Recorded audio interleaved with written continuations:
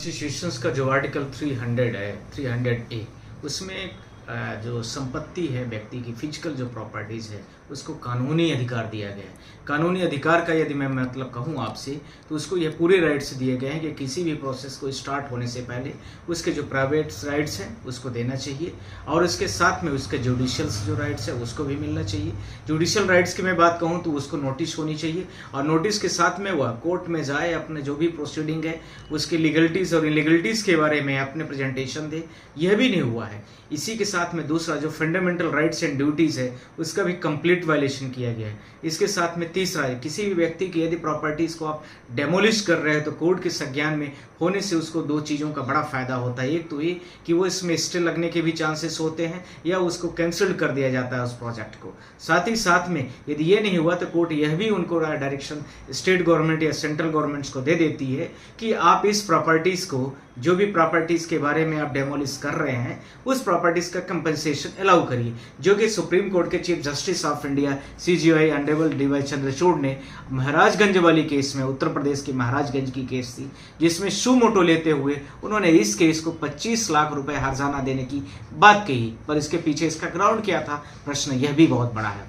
इसमें सबसे बड़ी बात है कि आर्टिकल 301 यानी पॉइंट नंबर 1 की मैं बात कर रहा हूँ। आर्टिकल 300A जो है उसमें स्पष्ट कहा गया है किसी भी व्यक्ति की जो संपत्ति है उसका कानूनी अधिकार है और यदि एक कानूनी अधिकार उसको नहीं दिया जाता, डेमोलिश कर दिया जाता उसको बिना किसी कानूनी अधिकार के, तो यह सिर्फ नाम मात्र के लिए आर्टिकल्स का यूज किया जाएगा। पहला पॉइंट। पॉइंट नंबर 2, इसी के साथ में कोर्ट ने यह भी स्पष्ट कर दिया कि इसमें जो स्टेट गवर्नमेंट ने कि इन व्यक्तियों का घर गिराया उसमें बिना उनके नोटिस को, बिना प्रॉपर टाइम्स के उनके घर को गिरा दिया गया। अर्थात रोड बनाने के लिए आप किसी व्यक्ति को, संबंधित व्यक्ति को, जो कि अभी आप लोगों ने बहराइच की भी घटना से जोड़ करके देखा होगा कि वहाँ भी इसी प्रकार की घटनाएं घटी हैं जो कि इसी से महाराजगंज की केस से मिलती जुलती है, जो हम लोगों के अगले कदम में आने वाली है। मैं स्पष्ट करना चाहता हूँ कि रोड के लेकर के किसी भी व्यक्ति के घर को इतना आसानी से गिरा दिया जाए जो कई वर्षों से वहाँ रहे हैं, जिनके पास पूरा का पूरा पट्टा है, कब्जा है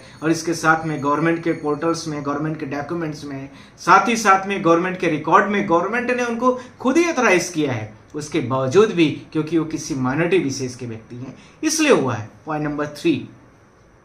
इसी के साथ में मैं आप लोगों से यह भी बोलना चाहता हूं कि कोर्ट ने यह भी बोला इसी के साथ में कि इनके साथ में जो इस प्रकार की कार्रवाइयां कोई भी अधिकारी विशेष कर रहा है तो इसके साथ में उसके ऊपर क्रिमिनल ऑफेंसेस के चार्ज भी होने चाहिए और क्रिमिनल्स लीगलिटीज यानी क्रिमिनल गाइडलाइंस भी जारी होने चाहिए, जो कि हमारी पिटीशन पेंडिंग है। Alok Sharma and Priya Mishra versus union of India जो है वो इसी से संबंधित है कि सिविल न्याय जैसे ही मिलेगा उसके बाद हम लोग क्रिमिनल्स चीज़ों पर लेकर के आएंगे कि संबंधित IAS जो उसमें इन्वॉल्व हैं, SDM इन्वॉल्व हैं, साथ में उसके पुलिस हैं और इसके साथ में जितनी बुलडोजर्स और उसके साथ में मशीनें लगाई गई थी उन सब पर बड़ी कार्रवाई होनी चाहिए और इसके साथ में क्रिमिनल ऑफेंसेस के उनके ऊपर चार्ज भी चलना चाहिए। तो इसकी भी हम लोगों ने डिमांड किया है और नेक्स्ट पिटीशन हम लोगों की पेंडिंग है जो कि कोर्ट इसके बाद डिसाइड करेगी। पर इस पिटीशन के बाद कोर्ट की इस डायरेक्शन के साथ में कोर्ट को और हम लोगों को काफ़ी राहत की सांस मिली है और पूरे उत्तर प्रदेश की जनता, पूरे भारत देश की जनता,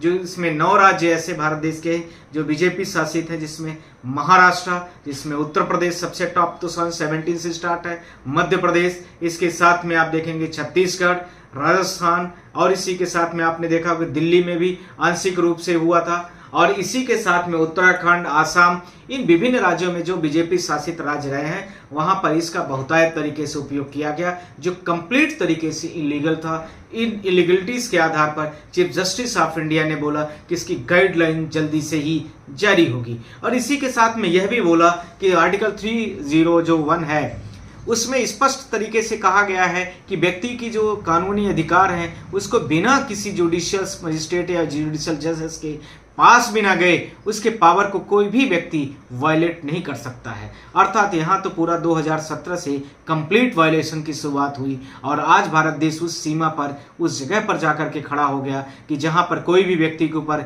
ऑफेंस लगा दिया जाता है और संबंधित व्यक्ति पर बुलडोजर चलाया जाता है और वह बुलडोजर की न्याय पूरे भारत देश में पूरी तरीके से फैली, जिसमें कहीं पर वो बुलडोजर बाबा, तो कहीं पर बुलडोजर मामा, तो कहीं बुलडोजर दादा, तो कहीं बुलडोजर दीदी, ऐसी इसी प्रकार से पूरे भारत देश में व्यापक लेवल से फैली, जिसकी हम पूरी तरीके से भर्त्सना करते हैं। निंदा करते हैं। और सुप्रीम कोर्ट में हम लोगों के जो क्रिमिनल पिटीशन है और इसके साथ में जो पेंडिंग के पिटीशन है, उन सब पर हम लोग काम करने की शुरुआत कर चुके हैं और वह पहले से पेंडिंग है जस्टिस गवाई के बेंच में, आप सबको पता है। पर honourable chief justice of India से हमें यह भी उम्मीद थी कि जब उन्होंने सुमोटो लिया ही था तो उन सारे 8 राज्यों को भी इस साथ में ले लेना चाहिए और साथ ही साथ में पूरा प्रॉपर गाइडलाइन भी जारी कर देने चाहिए, जिससे पूरे भारत देश के लोगों को काफी बड़े लेवल पर राहत की सांस भी मिलती और इसी के साथ में यह भी देखता कि भारत देश में जुडिशरी और न्याय प्रणाली कहीं पर खड़ी है। मुझे लगता है कि एक स्पेसिफिक राज्य को कहना उतना हितार्थ नहीं हो पाया जितना कि पूरे भारत देश में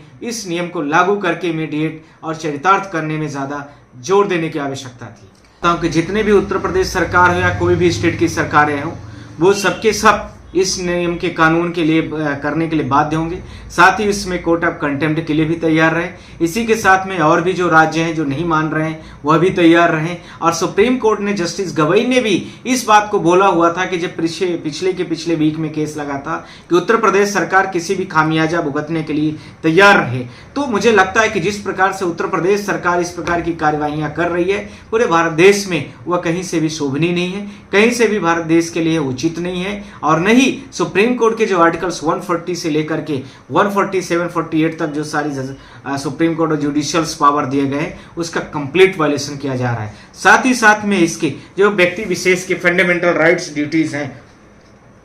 उसका भी कंप्लीट वायलेशन हो रहा है। इसी के साथ में आर्टिकल्स 19, आर्टिकल्स 21 का भी कंप्लीट वायलेशन हो रहा है, जिसमें किसी भी व्यक्ति को न्याय प्रणाली में के लिए उसको पूरा टाइम देना और उसके साथ में समय के साथ उसके यदि किसी मजिस्ट्रेट जुडिशियल के पास में पहुंचाना और केस में उसके फ्री टाइम देना यह आवश्यक और अनिवार्य है। इसी के साथ में मैं यह भी कहना चाहता हूं कि जो 25 लाख जुर्माना एक कंस्टेंट लाइन बनाई गई है और हाई कोर्टों के द्वारा, इसे पटना हाई कोर्ट ने 5-5 लाख रुपए की बात की है, इसी प्रकार से सुप्रीम कोर्ट ने उसी को चरितार्थ करते हुए बड़े लेवल पर 25 लाख रुपए के आसपास में जुर्माना फिक्स किया है। तो पूरे उत्तर प्रदेश, पूरे भारत देश के विभिन्न राज्य, जिसमें मध्य प्रदेश, जिसमें छत्तीसगढ़, जिसमें हरियाणा, राजस्थान और इसी के साथ में दिल्ली और इसी के साथ में और भी भारत देश के उत्तराखंड और असम जैसे राज्यों पर भी यही नियम लागू होंगे और इसके अलावा भी यदि कोई राज्य होंगे तो वह भी शामिल होंगे।